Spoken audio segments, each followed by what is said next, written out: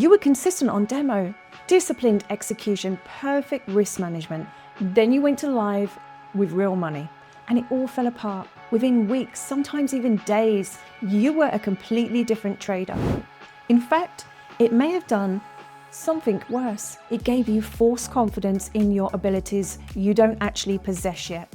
Demo trading is useful for exactly one thing: learning how your platform works, where the buttons are how to place orders, how to set stop limits. Beyond that, demo trading is fundamentally incapable of preparing you for live trading. Today, our presentation is on demo versus real trading, the fear holding you back.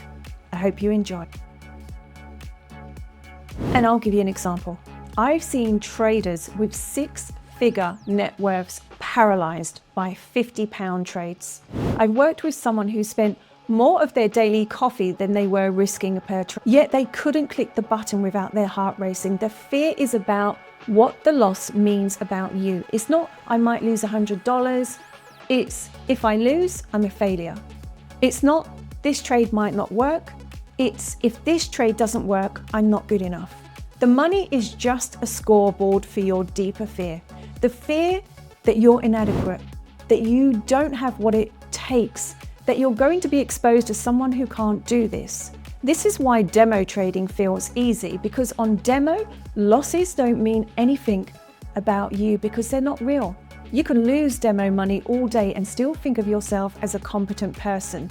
Now, I'm not saying that losing money isn't important. It is about the P&L as well. But lose real money, that confirms your deepest fear, that you're not cut out for this, that you're foolish for trying. Think about the last time you had a series of losses on your live account.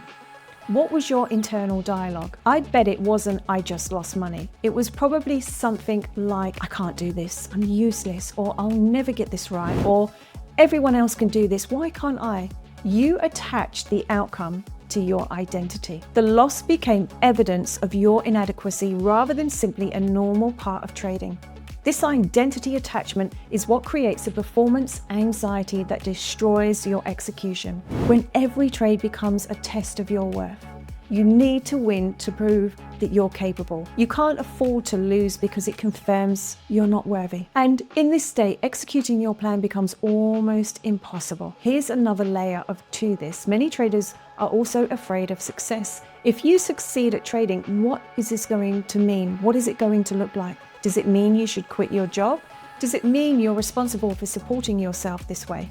Sometimes staying small, staying unsuccessful, feels safer than the responsibility and change that success would bring. This fear of what success means can be as paralyzing as the fear of failure. It can show up as self-sabotage. I want you to finish this sentence honestly. If I fail at trading, it means whatever comes after that is your real fear, not the money, that's belief. Once you identify it, you can start separating trade outcomes from your identity, because here's the truth. A losing trade means you took a trade that lost. Nothing more. It doesn't mean you're a loser. Why your first live trades are setting you up to fail. Let's talk about this. There's a critical mistake that almost every trader makes when transitioning from demo to live, and it will virtually guarantee your struggle.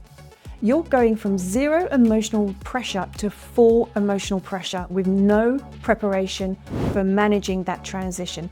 Here's what typically happens. You've been trading demo for weeks, months, even longer. You're profitable. You're consistent.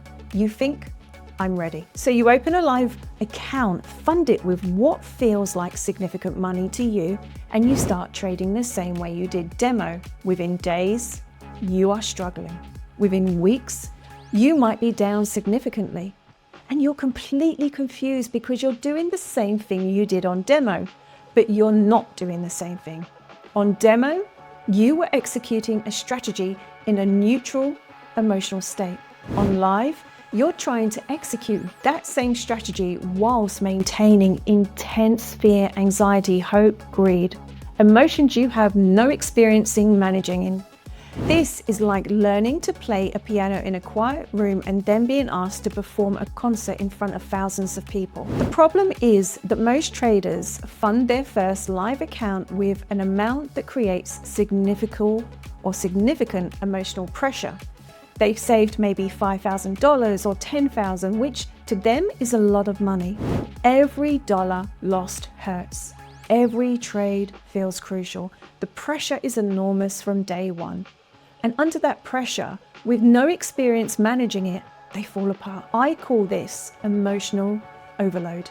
Your nervous system simply cannot process the intensity of feeling you're experiencing whilst almost executing trading decisions. So you default to instinct and emotion rather than strategy. You become impulsive. You freeze.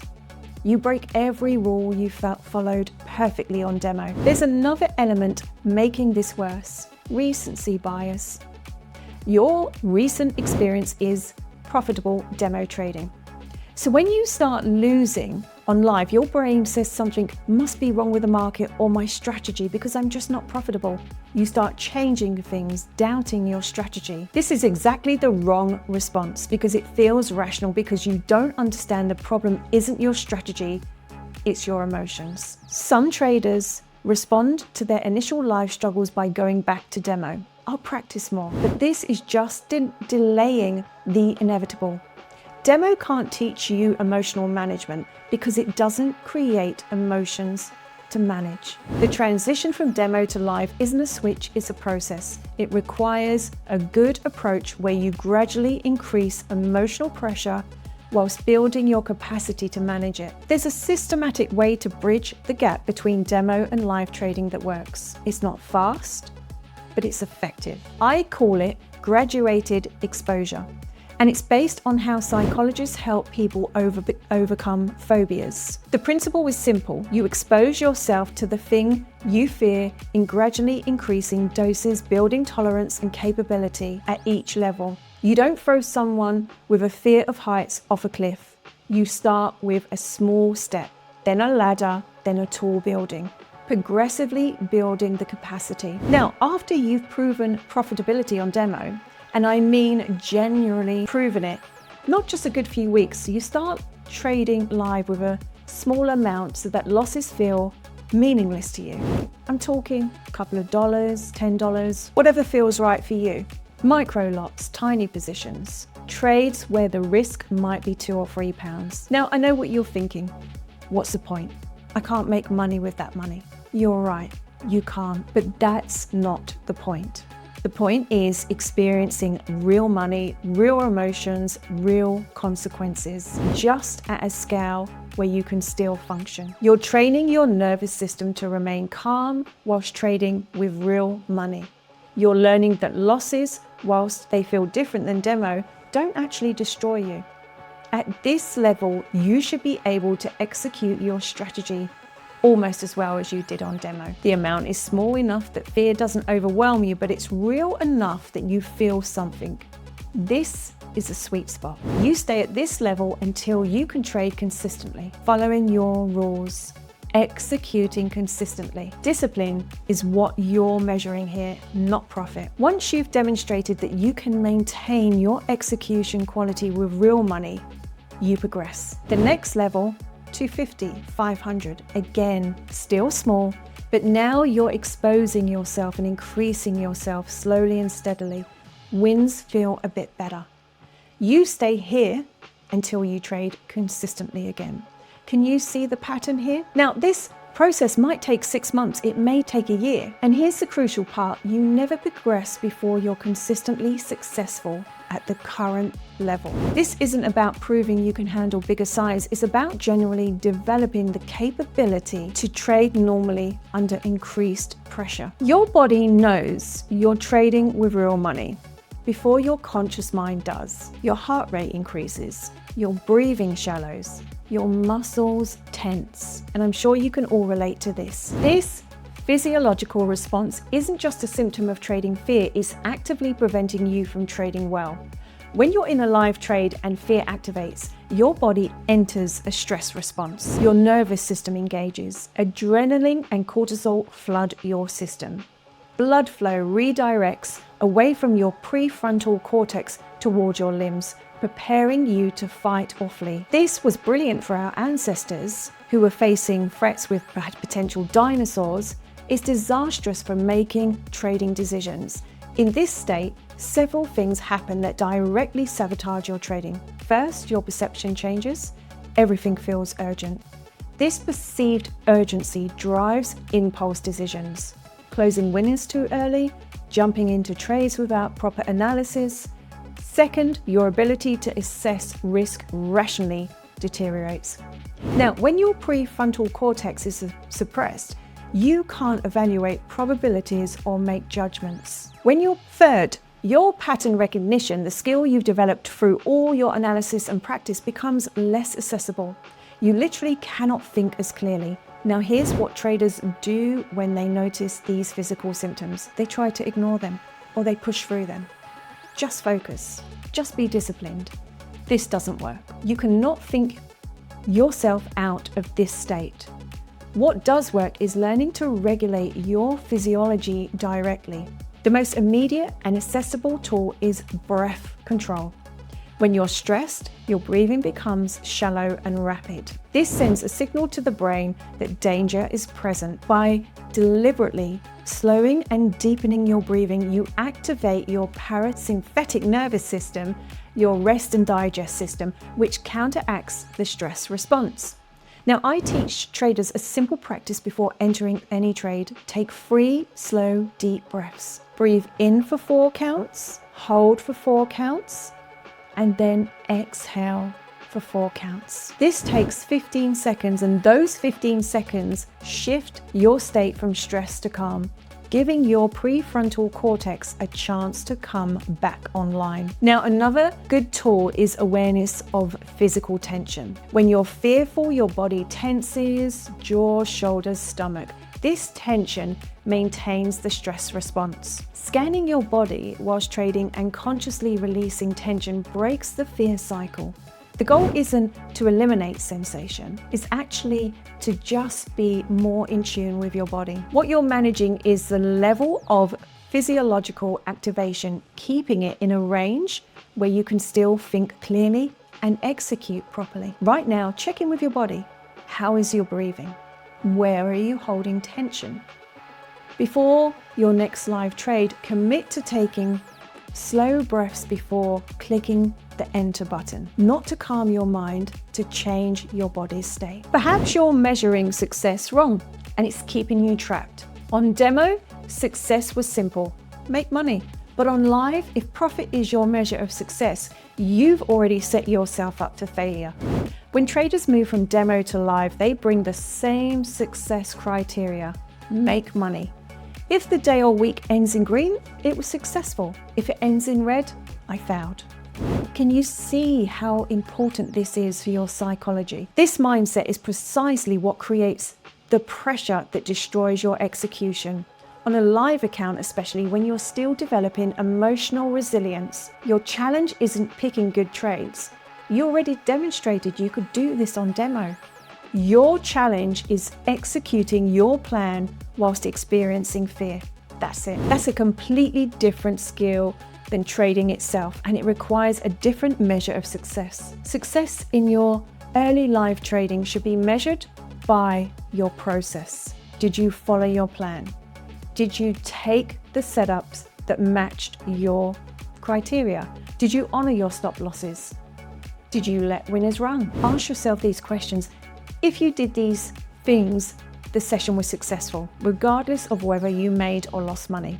If you didn't do these things, the session was unsuccessful, even if you happen to make money. This distinction is critical because it separates your success from markets, the randomness or the volatility.